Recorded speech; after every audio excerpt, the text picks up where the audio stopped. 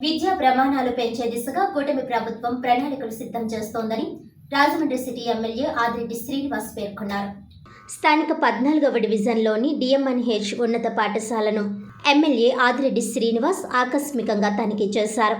ఈ సందర్భంగా ఆయన విద్యార్థుల వద్దకు వెళ్లి పాఠశాలలో ఏమైనా సమస్యలు ఉన్నాయా అని అడిగి తెలుసుకున్నారు.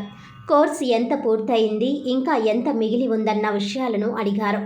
ఉపాధ్యాయులు సక్రమంగా వస్తున్నారా, పాఠాలు సరైన విధానంలోనే చెబుతున్నారా లేదా అని విద్యార్థులను అడిగి తెలుసుకున్నారు. పాఠశాలలో ఏమైనా సమస్యలు ఉంటే వాటిని తమ దృష్టికి తీసుకువస్తే ప్రభుత్వం దృష్టికి తీసుకువెళ్లి పరిష్కరించేందుకు చర్యలు తీసుకుంటామని అన్నారు. అనంతరం పాఠశాల ఆవరణలో ఉన్న మరుగుదొడ్లను పరిశీలించారు. అలాగే విద్యార్థుల కోసం ఏర్పాటు చేసిన మంచినీటి వాటర్ ట్యాంకు పరిశీలించి దానిలోంచి మంచినీరు రాకపోవడంతో ఎందుకు రావడం లేదని అడిగి తెలుసుకుని విద్యార్థులకు ఇబ్బంది లేకుండా మంచినీరు సక్రమంగా వచ్చేలా చూడాలన్నారు. స్థానిక టీడీపీ నాయకులు మజ్జి రాంబాబు, నక్కాదేవి వరప్రసాద్, ఈతలపాటి రవి, మజ్జి మణికంఠ, కప్పల వెలుగు కుమారి, పోలాటి పరమేష్, నాయుడు మాస్టారు, సనపతి సత్యబాబు, బంగారు నాగేశ్వరరావు, బొర్రా చిన్ని, నగరపాలక సంస్థ అధికారులు, అధ్యాపకులు తదితరులు ఆయన వెంట ఉన్నారు. త్రాగునీరు పరంగా కానీ లేకపోతే వాళ్ళకి ఉన్న రెస్ట్ రూమ్స్ కానీ నాణ్యతగా ఉన్నాయా లేదా అన్నీ కూడా చెక్ చేయడం జరుగుతూ ఉంది. అలాగే గతంలో నాడు నేడు కింద ఏదైతే నిర్మాణం చేపట్టిన స్ట్రక్చర్స్ ఇంకా పూర్తిగా అమలు చేయని పరిస్థితి వచ్చింది. నిధుల విషయంలో కూడా కొద్దిగా కొరత ఉంది. అవి కూడా పైకి తెలియజేయాలి.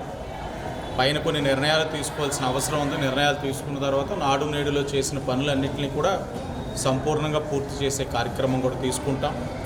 ఏదేమైనా విద్యకి అధిక ప్రాధాన్యత ఈ యొక్క ఎన్డీఏ కూటమి ఇస్తా ఉంది. ఆ విద్యా ప్రమాణాల్లో ఎక్కడా కూడా మొహమాట పడే పరిస్థితులు ఉండవు. అలాగే విద్యని నేర్పిస్తున్న ఉపాధ్యాయుల్లో కూడా క్రమశిక్షణ ఉండాలి. అక్కడ ఉన్న సంస్థ సరిగ్గా నడుస్తుందా లేదా కూడా ఎప్పటికప్పుడు ప్రజాప్రతినిధిగా మా వంతు బాధ్యతగా చూడాలి. అదే కార్యక్రమాన్ని ఇప్పుడు చేస్తూ ఉన్నాం. ఈ స్కూలే కాదు, నగరంలో ఉన్న ప్రతి స్కూల్ని ఇదే మాదిరిగా వెళ్తాం. అక్కడ పిల్లల దగ్గర నుంచి వాళ్ళ సమస్యలు తెలుసుకుంటాం. ఒకటి ప్రభుత్వ పరంగా చేసే కార్యక్రమాలు ఉంటే వాటిని పర్యవేక్షిస్తాం.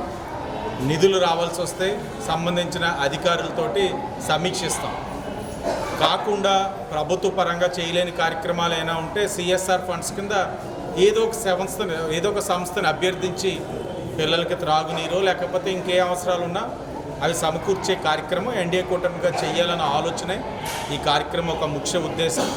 చాలా చోట్ల అనుకున్న దానికన్నా బెటర్గానే ఉంది, కానీ ఇంకా చేయవలసిన అవసరం ఉంది. రాబోయే రోజుల్లో కూడా ఈ కార్యక్రమం చేసిన తర్వాత అక్కడక్కడ ఏదైతే అవసరాలు ఉన్నాయో ఆ అవసరాలన్నింటినీ కూడా కన్సాలిడేట్ చేసి వారికి ఆ అవసరాలు తీర్చే కార్యక్రమం కూడా దగ్గరలో ఎన్డీఏ కూటమిగా కూడా చేస్తాం.